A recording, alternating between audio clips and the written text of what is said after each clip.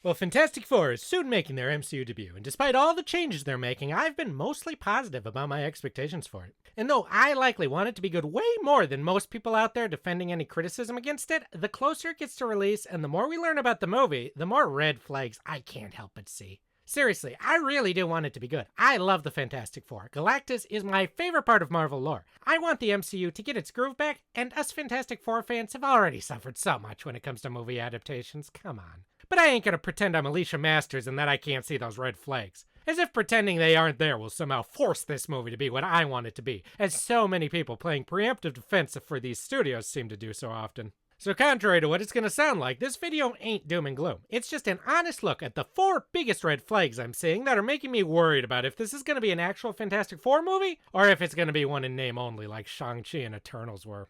And let's start out with the red flag that's been getting the most hate online since that last trailer dropped, making Shalla-Bal the Silver Surfer.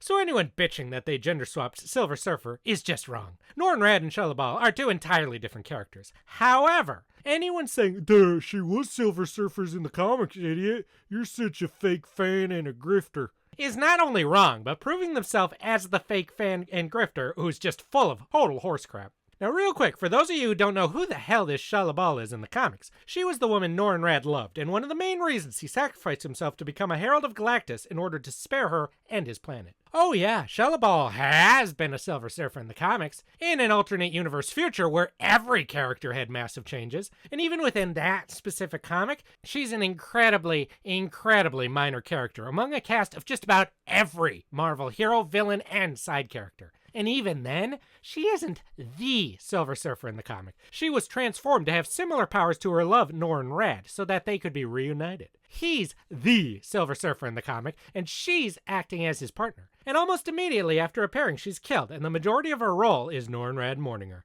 If this movie had decided it was going to make Reed Richards Dr. Doom, this idiotic argument would make literally as much sense to use as a rebuttal. There have been so many time travel, alternate future, and multiverse stories that pretty much everything has been in the comics at this point. By this logic, they could have made Aunt frickin' May Galactus' Herald in this movie, and it'd be just as much from the comics. So why take such a teeny and obscure part of multiversal comic lore and make it the basis for the official debut of the Silver Surfer in your multi-million-dollar MCU film?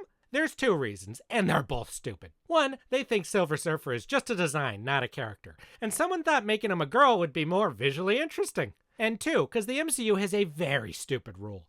Never do anything that we've seen in a previous non-MCU Marvel movie. It's why they skipped Spider-Man's origin and won't do MCU versions of some of his most iconic villains like Doc Ock and Green Goblin. It's why they just tossed well-known, valuable characters like Daredevil and Punisher over to Netflix instead of developing movies for them. The MCU thinks people will get bored if they see stuff they've seen before. Silver Surfer was already in Fox's Fantastic Four 2, and though that movie was absolutely terrible and torched the franchise, people still do remember him to this day. And sure, whatever. Maybe they feel people did already see that movie and would want something new. So why not do something new? Why pick some random couple-issue alternate universe glorified cameo to headline your multi-million-dollar movie? If they wanted to go with a different Herald of Galactus, they have plenty of cool ones to choose from, like Tarek's Firelord or Airwalker. All cool designs with stories you could really work with. What's the story going to be here? That it wouldn't have just been better with Norrin Radd? Did she sacrifice herself instead of him? Did something happen to him and she's just taking his place? Whatever they choose, the 2 characters are very different, and just tossing his story to her is pretty boring when they could have given us something new like they wanted to.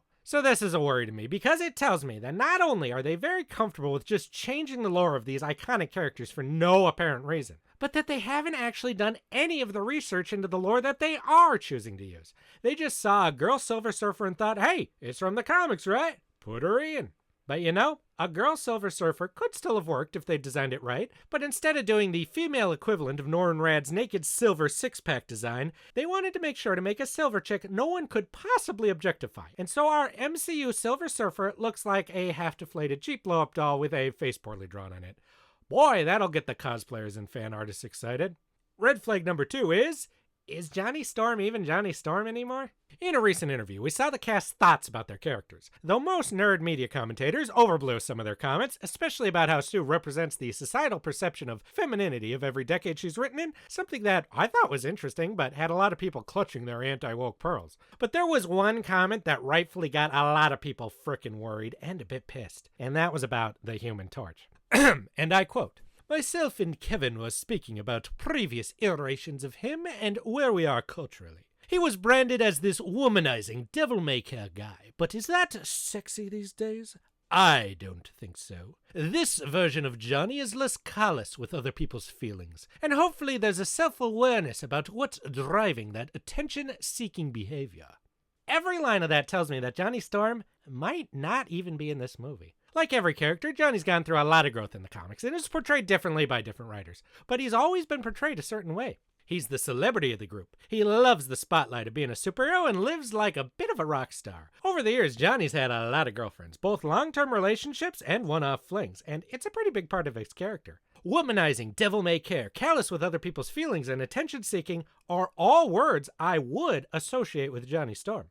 Self-awareness and where we are culturally are not. If they didn't approve of these elements of the character, they could have given him a story arc that challenges him to rethink these aspects of himself. Sure, why not? Plenty of comics have done that with Johnny and all the negative aspects of the Fantastic Four. Reed's obsession and arrogance, Sue's meekness and repression, and Ben's self-doubt and stubbornness. Part of what makes the Fantastic Four so interesting is that they aren't normal perfect heroes. They're regular people with the same flaws and insecurities as many of the readers. Despite its many faults, this was a big theme in the older movie, especially with Johnny. He was an asshole, especially to Ben, but across the course of the movie, he learns and matures into a hero like the whole team does. Instead of turning these aspects of Johnny into an arc if they didn't like him, they're just gonna toss him in the garbage. Those traits kinda are Johnny's story. Now, the MCU hollows out characters and replaces their inner personalities and motivations with something else all the time. But here's the difference. Unlike most comic characters, the general public actually knows Johnny pretty well. And since we literally just saw a version of him return in Deadpool and Wolverine, this version is still in the back of a lot of people's minds. So while changing Thanos or Hawkeye is only going to annoy nerds, changing Johnny too much could actually annoy a much larger pool of people than usual. And give me a damn break. You think they need to remove these aspects of Johnny because culture's changed so much and being a womanizing devil-may-care guy ain't sexy nowadays? Kevin, have you ever met a nerdy girl and seen the kinds of characters they thirst for? Everyone's got their type. And devil-may-care bad boys are one of the most popular that there are. Are you trying to tell me that Tony Stark, Star-Lord, Bruce Wayne, Wolverine, Constantine Gambit, Daredevil, and Loki aren't sexy to female fans in the modern day? And who is? Your modern characters like non-threatening best friend guy, non-threatening boyfriend guy, or non-threatening singing husband guy? Yeah, ladies are gonna love that. Sounds like BS from old people who are out of touch and are so scared of getting yelled at online by crazy losers that they sanitize everything until no character has personality anymore. Yippee! Red flag 3. Not the Fantastic Four, a Fantastic Four. The nerdier among fans were super curious how the Fantastic Four would be adapted into the MCU when Disney bought up Fox's carcass. My personal theory is that it would be revealed that they'd been trapped in the negative zone for decades and would return in the modern day. It was assumed the Fantastic Four and X-Men were being saved as their ace in the hole to breathe new life into this universe, but that never happened. Instead, they're breathing life into a completely different universe from the one we've been following since Iron Man. They claim this is so the Fantastic Four can have a whole universe to breathe out and expand in, but that's all horse lube. The real reason is so they can make it feel like this whole multiverse saga thing they've been spending the last 5 years trying to build up actually has a frickin' multiverse in it. Because in all that time, they somehow forgot to introduce any serious new universes to work with. Spider-Man did by using old ones, but new ones like the ones they introduced in Doctor Strange and Loki were not built in a way general audiences would need to even remember them, much less care enough about them that they matter if they get destroyed or not.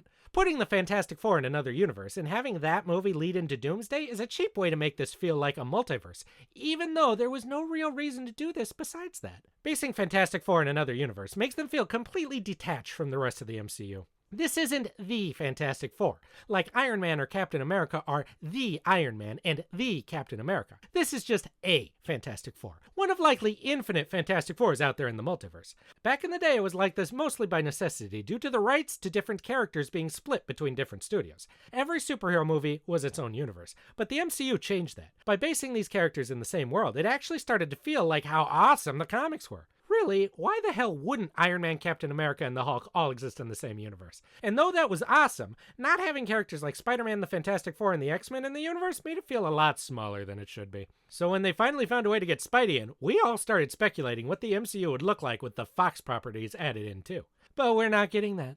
We are finally getting an MCU Fantastic Four movie, and I'm happy about that. But this version of the team is removed from the universe that we've been watching and are invested in. Seeing how they'd fit things like Thor and the Guardians into the MCU was always really interesting. I'd have loved to see how they'd fit the Fantastic Four and X-Men into this universe. And seeing the Coming of Galactus in the MCU would have been a dream come true for me, but nah. Sure, you could say it's interesting to see a universe build itself out by not being bound by the constraints of the MCU, and it looks like they are taking advantage of that fact in the world building, but it's pretty likely they'll also just destroy this universe pretty soon after introducing it anyways to build up the threat for Doomsday, and then afterwards merge them all together, so what does it really matter? Now, had they decided to embrace this being an alternate universe and had cameos by some cool retro 60s versions of other Marvel heroes, I'd be super excited, but they've already confirmed they're not. And now, the final red flag. Really, Pedro Pascal? Now you may think I'm going to start saying, oh, Pedro Pascal said this about controversial topic number 829, and he's upset people who disagree with his statements on controversial topic 829, and that will hurt this movie because yada yada yada. No, I ain't doing that. I couldn't give half a rat's shoe what actors say or think in real life, and I think the majority of audiences agree with me and don't even know about any of this drama anyways. It's the same way I don't care about the opinions of the guy working at Wendy's. As long as they do their jobs well and haven't committed some horrific crime, my relationship begins and ends with how well they do those jobs. And Pedro Pascal is pretty damn good at his job. I've never seen him in something and not thought he was good. There's the joke around the internet that he's in everything, but there's a reason for that. He's a good actor. But that doesn't mean he's right for every role. And he's definitely a random choice for Reed Richards. I mean, he doesn't look anything like Reed. So much so that they had to give him a damn mustache to try to jury-rig his classically handsome vibe. And though some actors are still perfect casting for characters they don't look like, Pedro Pascal doesn't specifically exude the Mr. Fantastic vibe in the way needed for that kind of casting. When the MCU first casted Iron Man, Thor, and Captain America, they didn't just pick trending actors of the time. They picked the best actors they could find for that job. They had all been in successful movies and were pretty well known, but they weren't specifically famous with the target audience for the MCU in the same way that an actor like Pedro Pascal is right now. Bringing Tony, Steve, and Thor to life on the big screen was the only goal. And because that was their main focus, these characters and the actors playing them became some of the most beloved of our era. Same goes for the casting of other popular characters like Star-Lord, Black Panther, Loki, Bucky, and so on and so on. And even for a more well-known actor within the nerd fandom of the time like Benedict Cumberbatch, he's an obvious casting that looks like the modern version of the character and channels his spirit well. But now, when we get to one of the most important characters in the Marvel Universe finally being adapted into the MCU, apparently the people in charge don't have the same confidence in this character to succeed. They looked around at all the actors in the world and just coincidentally grabbed up the guy who seemed to be the most trending online at the time and decided he'd be the perfect Reed casting? I don't believe that for a second. There's nothing wrong with casting actors who are popular and well-known. That'd be stupid to say, but only if they fit the role. I think they knew they had an uphill battle for this movie. Not only is the MCU not as well regarded as it once was, but most people can still remember the last couple attempts at the Fantastic Four IP and likely have associated the name with being a wet shark. So, they decided that instead of casting someone who could portray Reed perfectly, they wanted to grab someone the internet appears to love and is associated with other IP they feel positively about, like The Mandalorian, at the time, and the first half of Game of Thrones. It feels to me like instead of asking, who's the best actor to play Reed Richards, they asked, who can Pedro Pascal play in the MCU? And just found Reed Richards as an option. And it caught most fans completely by surprise. There have been a lot, and I mean a lot, of popular and well-received fan castings of Reed Richards ever since Disney acquired Fox, one of which they actually put into a movie and killed off with John Krasinski. Just taking a quick glance online, we have actors like John Hamm, Andrew Lincoln, Matt Smith, Patrick Wilson, Keanu Reeves, Henry Cavill, and a whole slew of other actors that I would have been pretty excited to see try to bring Reed to life, even if I would have had nitpicks about pretty much all of them, because I'm just like that. This has always been a problem, but recently it seems to be rearing its ugly head a lot more than it had been for a while. Casting for how well-known actors are within the fandom they're trying to pitch this thing to instead of searching for the perfect person for the role. And really, we're seeing the ultimate version of this with the casting of Robert Downey Jr. as Dr. Doom. We can all see that he's just in there because fans associate him with their fond feelings for the golden age of the MCU. This kind of casting, if done poorly, can really kill a project and makes me worry for how some of my favorite Marvel characters are going to be portrayed on screen going forwards, and how my number one favorite Marvel character, Reed Richards, is going to be portrayed very soon. But enough whining. There are things I've seen about this movie that look quite positive as well. I think Vanessa Kirby is a good casting for Invisible Woman. The Thing looks cool, and it's nice that they're trying to adapt his distinct head-shaped three-dimensionally. All I want is a good Galactus, and what I've seen so far looks right. The retro-futuristic world vibe is pretty cool. The soundtrack sounds great, and no matter what they're changing, it does look like they're taking this movie seriously instead of just being a big joke like most of Phases 4 and 5 were.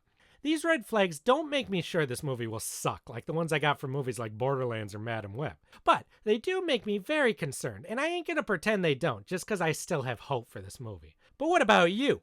You think this movie will be good or crap? And more importantly to me, do you think it'll be true to the spirit of the comics? Or is it going to be some Fantastic Four names and colors splattered across some soulless, unrecognizable thing? Any red flags I missed? Drop them below. I'm sure everyone watching had at least one that they hoped would come up. Or are there any you disagree with? Let me know. Do the subscribe, like, and bell thing and all that crap to appease the YouTube gods, and I'll see y'all with more Fantastic Four stuff when the movie finally arrives. Until then, as Human Torch always says, flame on! But not too bright. I'm neither callous towards others' feelings or devil-may-care, so I wouldn't want to frighten anyone from the sudden burst of hidden light. Just let me know if it's too bright and I'll turn it down, okay? I'm sorry, ma'am. I'm very, very sorry.